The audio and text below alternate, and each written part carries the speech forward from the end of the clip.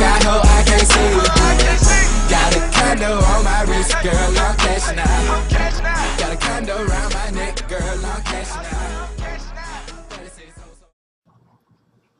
Hey, what's up, everybody? It's the Ashton from the Ashton Forever YouTube channel, and today, sorry to say for all you movie and fans of my life, apparently, today is primarily and probably only going to be sports.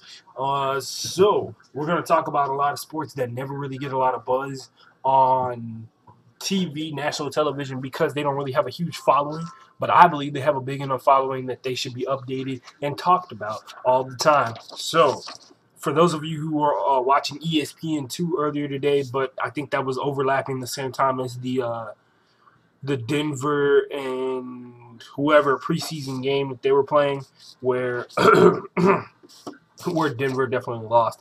The street skating by Rob Dyrdek. If you guys don't know who Rob Dyrdek is, he basically is the marquee guy for making skateboarding what it is. He refurbishes skate parks all over the country. He spends all of his oodles of money to make skating the best sport in the entire world. And his idea has gone from making skate parks to doing these big events to creating the world's largest skateboard and then jumping a car over it, to creating his own street skate league. And I bet you he's been wanting to do this since he was a little kid. And he's finally got the opportunity to get together with some of the best skaters in the entire world, which I'm pretty sure he can attract because skaters respect other skaters. And Rob Dyrdek is a great skater in his own right. He's no Tony Hawk, but the guy was good when he was skating, and he's still good now. He's also just like a little kid with millions of dollars, and you know what, he's doing what almost every athlete should, and that's promoting his own sport. And if you guys have seen his Fantasy Factory show, Ridiculousness, that's just a little snippet of his personality. When the guy wants to get something done business-wise, it gets done.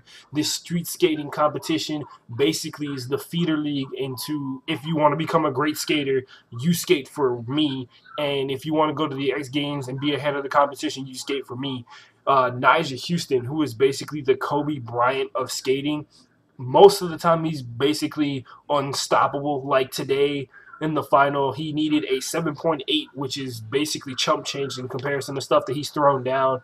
Him versus Paul Rodriguez, that's a rivalry that's going to go back like Michael Jordan and Magic Johnson. And it's just going to be nasty for the years to come because guess what?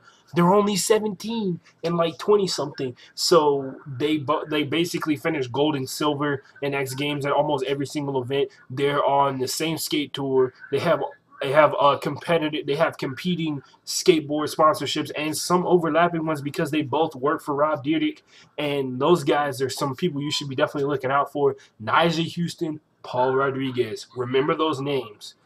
Moving on, I thought I'd do a little segment that very, very rarely ever gets talked about, and it's the biggest threats in every single division, in every single facet of sports. So, starting off at the top, in MLB, the Atlanta Braves, if you guys don't know, they lead the wild card race, meaning they are the best of the crappy teams in a sense. But I feel like the wild card position, because these guys are playing so well to fight for this position, when they get to the playoffs, they're going to pitch even better than they already are because they are pitching on a ridiculous scale. And since we're on MLB, for those of you who also did not know, the Dodgers recently acquired a massive amount of talent. Josh Beckett, Adrian Gonzalez, Carl Crawford, and $12 million randomly, probably in a briefcase or a duffel bag, left in a back alley somewhere for a Dodgers official to come pick up. But all those guys are now wearing the Dodger blue, and yeah, the LA Dodgers just probably became the biggest threat in MLB for next season. Not this season right now, but that is definitely major news, to say the least. In the NFL, the biggest threat, I feel, not because I'm a big fan of them, but the Houston Texans have proven themselves to be the biggest threat to any team that steps to them. They played against the Baltimore Ravens, a team that is notorious for its great defense and great run defense, and they barely lost to them. They threw T.J. Yates threw a terrible game. He threw 2 interceptions that were just out of control. Don't even want to talk about it. And the game was still close. You know what I mean? minus those turnovers, the game is totally different. It has a totally different outlook. But then again, there's a reason we play the games. If the turnovers were forced and everything like that. But the Houston Texans are the biggest threat to the current New York Giant champions right now. I think a lot of teams are a biggest threat, but honestly, out of all the teams that are front runners to go that are not out of the ordinary, the normal pick that you have of all your teams like the Pittsburgh Steelers and the Patriots and all those guys, the Houston Texans they're trying to get to the penthouse with the New England Patriots and trying to win those rings, guys, and bring it home and give me my first ever championship parade in my entire life. I've never been to a championship parade because no Houston team has ever won a championship in my lifetime. Sad to say. The Texans are going to change that pretty soon. In the NHL, the San Jose Sharks, although they are an aging team, their window of victory, their window to get that Stanley Cup and have that one day where they do and create those crazy stories that you hear about all the time, is closing very, very quickly with Joe Thornton and all those guys and Patrick Marleau and Dan Boyle, basically very veteran players that play on a team that has absolutely no youth at its base, and they're trying to trade for that and stuff like that. They're veterans, but at some point you got to have those guys who are just going to come off the bench and just try and wreck as much as they possibly can and score as much as they possibly can. And then the veterans come in and they calm everybody down, and we're like, we're going to do this to win this game and stuff like that. So the San Jose Sharks, biggest threat in the NHL. If you guys have anything to say or counteract that, leave some comments below. But in the MLS, once again, another Houston team, they made it to the finals and they lost last year. Right now, they are in third place with 42 points behind the 47-point Sporting KC team, the Houston Dynamo, who, sad to say, just came off a terrible series of games where they should have won. They played against the worst team in the MLS and tied, and it's kind of sad. But they have four more home games, so 4 more BBA Compass Stadium games until they go on until the playoffs start. A lot of people are questioning whether or not we're going to get a playoff position this year. That was the same question they asked last year. And what do? Went to the MLS Finals and lost in the Cup 1-0. And then also the Houston Dynamo are tearing it up in the CONCACAF Cup, which is basically the UEFA League Championship Series, but for North and South America and some little areas in between. Houston Dynamo have been ripping it up. They're in the semifinals at this point. They beat a team from Honduras and a team from El Salvador, I believe, to get to the semifinals, which is not saying much, but they're definitely going to do some damage. They've gone to the finals a couple times in their history, but I feel like they're going to get back again this time. And in college football, for those of you who forgot about them, because they were suspended because of a lot of issues that weren't recorded, but the few that they got caught on for recruiting players illegally and getting them paid and stuff like that. USC, the powerhouse, has returned. The Pac-12 is stacked with a lot of good talent, and none of it's even close to the USC talent. And it's crazy. Matt Barkley and all those guys coming back another season. They're going to be on national television again, which means the ratings are going to be ridiculous, and people are starting to question whether or not the SEC is going to be able to win the national championship this year. USC can hang with pretty much any SEC team in terms of offense.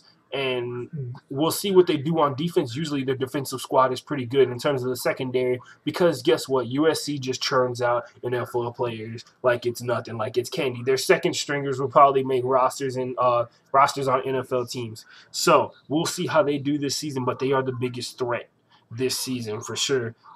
Some information that I found was pretty cool.